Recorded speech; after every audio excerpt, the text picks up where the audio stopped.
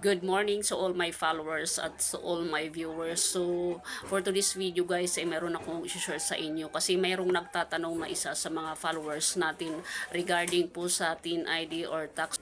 Ito po ay, dito po tinatanong niya kung okay lang ba daw na gamitin niya yung TIN ID ng kanyang anak. So, regarding naman po dito sa kanyang katanungan, ang maibibigay kong advice ay based lamang po ito sa aking pagkakaunawa kasi sa ganitong sit up ay hindi ko pa po ito na-encounter sa mga kakilala natin or even sa account ko kasi ako po nag-sit up ng aking payout ay sariling TIN ID ko po talaga at talagang nagsadya ako na makakuha nito para sureball ako na lahat ng mga information na ibibigay ko sa aking payout ay sarili ko po.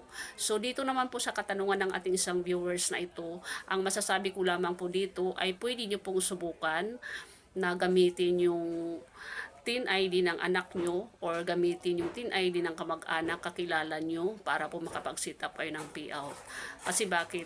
If in case po hindi po ito i-accept, ay pwede po itong i-update nyo or pwedeng hindi ito tatanggapin ni bossing natin. Okay?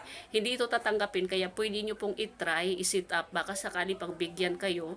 Kasi ito lang ito lang yung pagkakaintindi ko based sa ano na ito sa pagdating dito sa payout regarding sa TIN ID. Ang pagkakaalam ko po dito ay parang halimbawa po mayroon tayong business tapos yung business na yan is nakapangalan po sa atin. So, kailangan yung TIN ID or tax na gagamitin natin ay nakapangalan din po sa atin. So, yun po yung pagkakaintindi. Kumbaga, kailangan sa'yo talaga yun. Pero wala naman pong masama kung itatry natin kasi if in case na hindi po tinanggap, i-update naman po kayo na kailangan talaga palitan nyo ng sarili nyo pong TIN ID.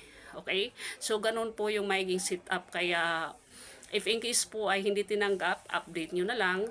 And then, yung kailangan talaga kukuha kayo ng TIN ID. So, mayroon ding nagtanong na isang viewers natin kung magkano ba daw ang bayad kapag ka nagkuha ng TIN ID. So sa part ko po, hindi po ako personal na kumuha ng TIN ID, hindi po ako napunta ng BIR, nakisuyo lang po tayo sa ating kakilala na siya yung kumuha at ang nangyari nga po, nagbayad nga po tayo. Kasi syempre makikisuyo ka, hindi naman yan gagana kung hindi ka talaga magbayad. Pero kung gusto nyo po talaga na mabilis ang proseso or mismo kayo yung mag-asikaso, pwede po kayo mag-direct. Pero kung gusto nyo po na kayo talaga yung mag-asikaso, pwede po kayo mag-direct sa BIR. Ang pagkarinig ko po, ang pagkakaalam ko, ito based lang to sa mga narinig ko sa iba, na kapag ka nag-direct ka daw sa BIR, wala po itong bayad. Free lang daw. So, hindi ko lang sure kasi sa panahon ngayon, halos wala na atang libre. Ay, hindi lang natin alam, malay natin, di ba? Free kumuha doon sa BIR. Kaya subukan nyo rin, baka sakali ay ganun nga, walang bayad. Pero ang sa part ko, bakit guys hindi ako nag-direct ng office ng BIR? Kasi nga, parang same lang din ang mangyayari. Halimbawa, nagpunta ako dun, mapapagod ka pa, magbibiyahe ka. Kasi medyo malayo din po yung office ng BIR dito sa amin. Kaya ang ginawa ko, nakisuyo na lang ako at nakuha ko din naman yun in just 1 week. 1 week lang naman nakuha ko din siya.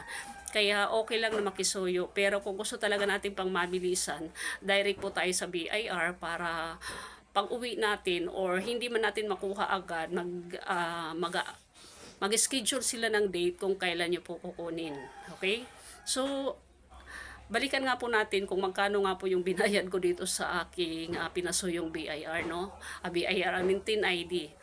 Ang binayad ko po dito sa aking kakilala ay 500 pesos. Pero ang hinihingi niya po is 300 plus lang. Pero syempre kailangan bigyan na lang din natin para kahit paano ay ganahan naman or hindi naman tamarin yung mag-asikaso. Okay?